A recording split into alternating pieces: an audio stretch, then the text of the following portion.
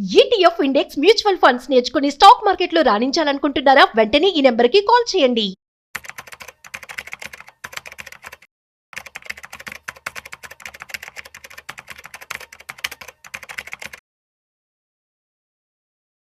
నమస్తే, welcome back to Suman TV. Present మనతో పాటు ఉన్నారు stock market analyst Sundararam Reddy గారు.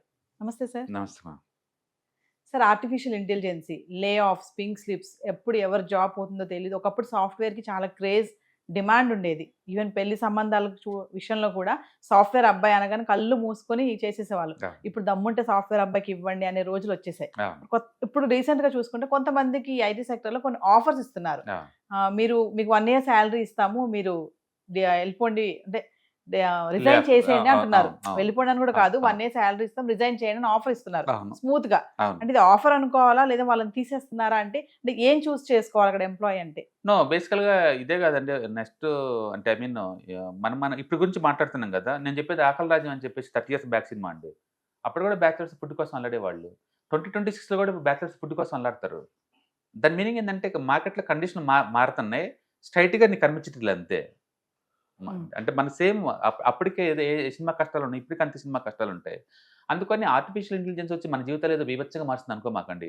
అంటే 2000 ఉన్నప్పుడు కంప్యూటర్ కొలాప్స్ అయిపోయింది అన్నారు, బట్ లేసుకొచ్చింది బాగానే ఉంది. పీసీ వచ్చిన తర్వాత పేపర్ వర్కే ఉండదేమన్నారు, అది ఉంది ఇది ఉంది. ఎంఎస్ ఎక్సెల్ వచ్చిన తర్వాత ఇక అకౌంటెంట్ పని లేదన్నారు, వాళ్ళు ఉన్నారు. ఎక్సెల్ షీట్ ఉంది. ఇప్పుడు కూడా ఏముంది, ఏఐ వచ్చినది ఏఐ ఉంటుంది, కంప్యూటర్ అన్ని జాబ్స్ ఉంటాయి. నిరంతరం వర్క్ స్టైల్ మారుతుంది, టెక్నాలజీ మారుతుంది, వాటిని అడాప్ట్ చేసుకుంటూ ప్రొడక్టివిటీ పెంచుకోవటం తప్ప చేసేదేం లేదు అక్కడ. అందుకని ప్రతి జాబు మోరలెస్ ఎఫెక్ట్ కాబోతుంది, అవుతుంది కూడా. నేను టైపిస్ట్ ఉన్నాను, నేను టైప్ జాబ్ ఉంది అనుకోండి, ఎంఎస్ వర్డ్ వచ్చిన తర్వాత ఒకేసారి 40 కాపీలు డూప్లికేట్ చేయొచ్చు కదా. టైపింగ్లో మనం చేయలేం కదా. మీరు అప్డేట్ అవ్వలేదు అనుకోండి, మీ టైపింగ్ జాబ్తో పాటు పోతుంది. హో మూడ్ మై చీజ్ అని చెప్పేసి ఒక బుక్ ఉంటుంది 1990లోనే, ఇప్పటికి రెలవెంట్ అది. అంటే నా జాబ్ ఎవరు తీసుకున్నారు లిటరల్ మీనింగ్. అప్డేట్ కాబోతే నీ జాబ్ నీది కాదు. కాబట్టి ఇప్పుడు స్పీడ్ అవుతుంది. ఇంత ముందు రోజులు స్లోగా ఉండేది, ఇప్పుడు కొంచెం స్పీడ్ అవుతుంది. కాబట్టి మీరు ఒకరి కోసం వర్క్ చేస్తున్నప్పుడు ఆ వర్క్కి రిలవెంట్ స్కిల్ మీ దగ్గర ఉందా లేదా నిరంతరం చెక్ చేసుకుంటూ ఉండండి. 1970లో జాబ్ వచ్చిందని నిద్రపోతానికి గవర్నమెంట్ జాబ్స్ ఏం కాదు, ప్రైవేట్ జాబ్స్ ఇవి. అప్డేషన్ లేకపోతే జాబులు పీకేస్తారు, అందులో డౌట్ లేదు. అవును, మీరు చెప్పింది కరెక్ట్. ఈ మధ్యకాలంలో ఎక్కువ వింటున్నాం మనం జాబ్స్ పీకటం అనేది. అండ్ జూనియర్స్కి ఏంటంటే అప్పుడే జాబ్లోకి వచ్చారు కాబట్టి తక్కువ ప్యాకేజీలు కాబట్టి వాడి వల్ల కంపెనీ పీకేసినా సరే వాళ్ళకి ఉపయోగం ఉండదు. మిడిల్ మేనేజ్మెంట్ వాళ్ళకి ఏంటంటే ఇప్పుడు ఎక్కువ శాలరీస్ కదా, అలాంటి వాళ్ళ మీద టార్గెట్ చేస్తున్నారు. అందుకని నెక్స్ట్ 2-3 yearsలో మిడిల్ మేనేజ్మెంట్లో ఒక 45 to 55 మధ్య ఉన్న వాళ్ళకి కొంచెం రిస్క్ జోన్లో ఉన్నట్లు లెక్క. బట్ వాళ్ళకి తెలుసు మనకంటే ఎక్కువ నెక్స్ట్ ఏం చేస్తే ఆ జాబ్ సర్వే అవుతాయి అనేది. కాబట్టి డెఫినెట్గా స్కిల్స్ రీడిఫైన్ అవ్వాల్సిందే, స్కిల్స్ అప్డేట్ చేసుకోవాల్సిందే. చేసుకోకపోతే జాబులు పీకేస్తారు. అంటే సీనియర్ కేటగిరీలో ఉన్న వాళ్ళని రిజైన్ చేయమంటున్నారు. సీనియర్ అనే బదులు ఎక్కువ శాలరీ ఉన్న తగ్గించుకుంటే ఖర్చులు తగ్గుతాయి కదా. End of the day A company అయినా సరే షేర్ హోల్డర్ రెస్పాన్సిబుల్ అంతే.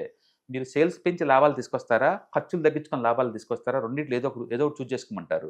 సేల్స్ పెంచే టైం నాకు లేనప్పుడు, సేల్స్ పెంచడం కష్టమవుతున్నప్పుడు నెక్స్ట్ నీకు దొరికిన రూట్ ఏంటంటే ఖర్చులు తగ్గించుకోవటమే. ఖర్చులు తగ్గించుకుంటే మీనింగ్ ఏంటి, ఎక్కువ శాలరీ ఉన్న ఎంప్లాయీస్ని తగ్గించడమే. తగ్గించినప్పుడు ఆటోమేటిక్ తగ్గుద్ది అనమాట. అంటే గుర్తుపెట్టుకోండి, లాస్ట్ 9 monthsలో ఇండియాలో టాప్ 5 కంపెనీల వాళ్ళు రిక్రూట్ చేసుకున్న టోటల్ ఎంప్లాయీస్ జస్ట్ 17 అండి. అంటే ఏఐ వచ్చిందని మనం ఇప్పుడే చెప్తున్నాం, కంపెనీలకు ముందే తెలుసు.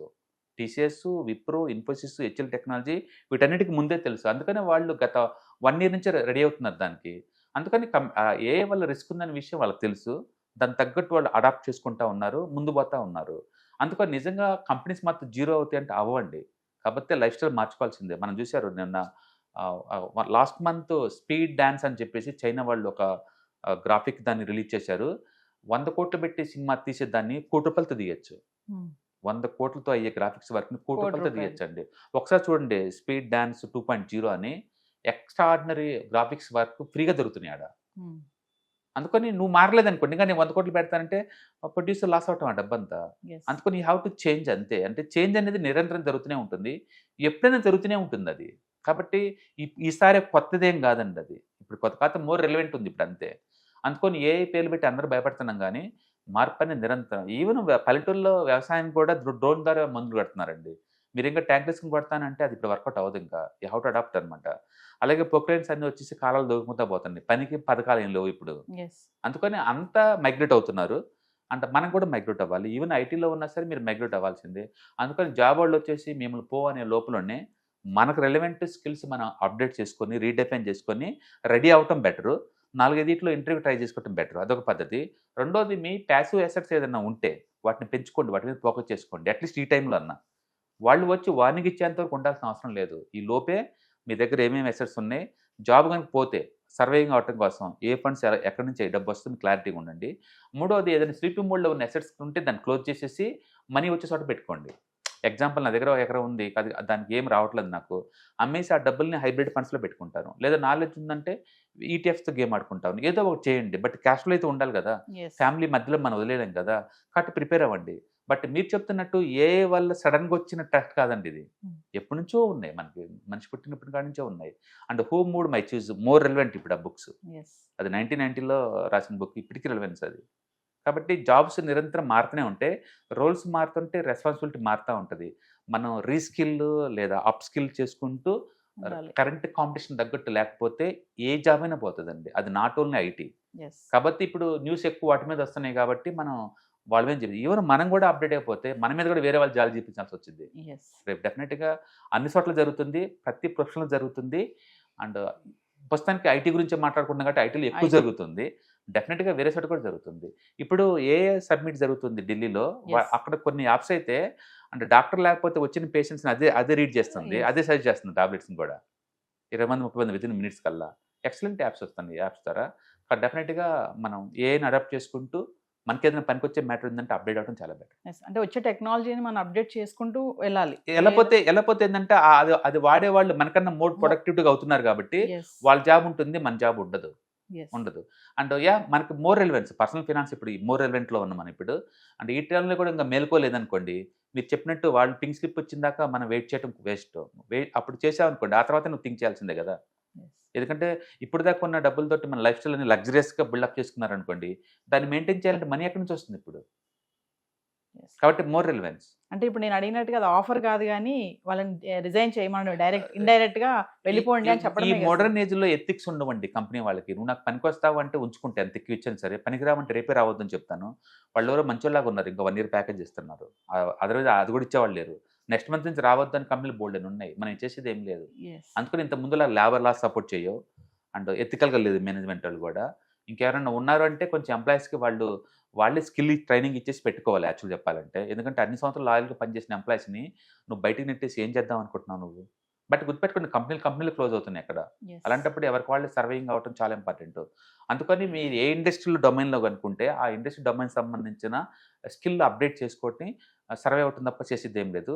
అంటే మీరన్నది కరెక్ట్. పర్టికులర్గా ఈ 45 to 55, 60 ఏజ్ వాళ్ళకైతే శాలరీస్ కొంచెం ఫ్యాట్ శాలరీస్ బాగా పెరుగుంటాయి కాబట్టి మేనేజ్మెంట్ వాళ్ళు ఫస్ట్ వాళ్ళని టార్గెట్ చేస్తున్నారు, వాళ్ళని టార్గెట్ చేసుకుంటూ పోతున్నారు. కాబట్టి వాళ్ళు మోర్ రిస్క్లో ఉన్నారు కొత్త ఎంప్లాయీస్తో పోల్చుకుంటే. కొత్త వాళ్ళు ఏంటంటే ఫ్లెక్సిబుల్ ఉంది వాళ్ళ దగ్గర. జాబ్ వచ్చిందాక ఓలా ఓవర్లో చేస్తారు, నెలకి 20,000 సంపాదిస్తా అంటున్నారు వాళ్ళు, వాళ్ళ దగ్గర ఫ్లెక్సిబిలిటీ ఉంది. బట్ 45 ఆ పని చేయలేరు కదా, అందుకని మోర్ ఉండదు. బట్ అదే టైంలో జాబ్స్ లేవంటే హై ఎండ్ జాబ్స్. నిన్న జైన్ స్ట్రీట్ కార్పొరేషన్ వాళ్ళు అయితే అంటే 4 కోట్ల ప్యాకేజ్ ప్రయాణం ముంబై లొకేషన్ కోసం నిన్న యాడ్స్ ఇచ్చారు వాళ్ళు. జైన్ స్ట్రీట్, అవును జైన్ స్ట్రీట్ వాళ్ళు హెడ్జ్ ఫండ్స్ వాళ్ళు అనమాట. వాళ్ళు ఆప్షన్ ట్రేడింగ్లో ఇండియాలో ఉన్నది లీడింగ్ ఉంటారు వాళ్ళు. 4 కోట్ల ప్యాకేజ్ ప్రయాణం, అది ఫ్రెషర్స్కి.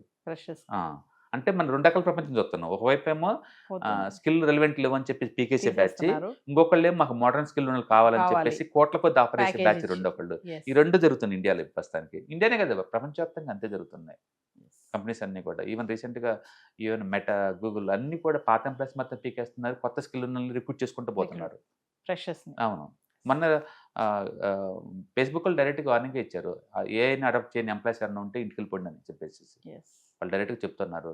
దాని మీనింగ్ ఏంటంటే మీరు ఒకరి కింద వర్క్ చేస్తున్నారంటే be prepared to learn everything updation అనమాట. చేసుకుంటే అప్డేట్ నాలెడ్జ్ ఉంటే మీ జాబ్ ఉంటుంది, అప్డేట్ జాబ్ ఉండకపోతే ఉండదు. సో ఒకసారి మరి ఫర్దర్గా మన క్లాసెస్ స్టార్ట్ అవబోతున్నాయి కదా, వాటి గురించి.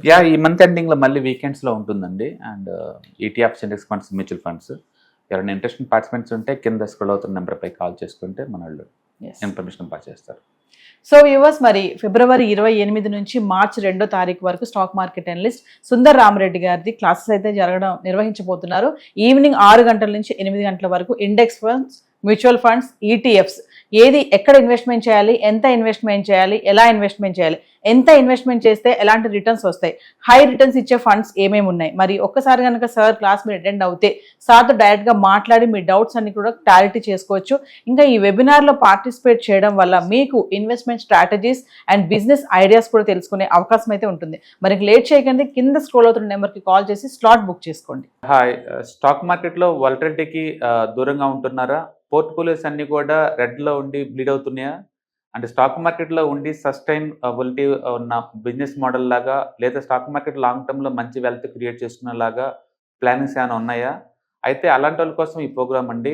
ETFs, index funds and mutual funds. మా స్టాక్ మార్కెట్లో ఉండి కూడా సెక్యూర్ వేలో మనీ మేక్ చేసుకునే పద్ధతి ఏదైనా ఉందంటే రిటైలర్స్కి ఈ మూడే అనమాట. దీంట్లో కాంప్రహెన్సివ్గా మీకు ట్రైనింగ్ అండ్ గైడెన్స్ జరుగుతుంది. అండ్ వీకెండ్స్లో జరిగే ఈ ప్రోగ్రామ్లో అటెండ్ అవటం ద్వారా ETFs, index funds and mutual ఫండ్స్లో మీ నాలెడ్జ్ పెంచుకోండి. మీ పోర్ట్ఫోలియో మీరే మెయింటైన్ చేయడం ద్వారా ఇయర్లీ యావరేజ్ మీద 20 to 30% మనీ మేక్ చేసుకోండి.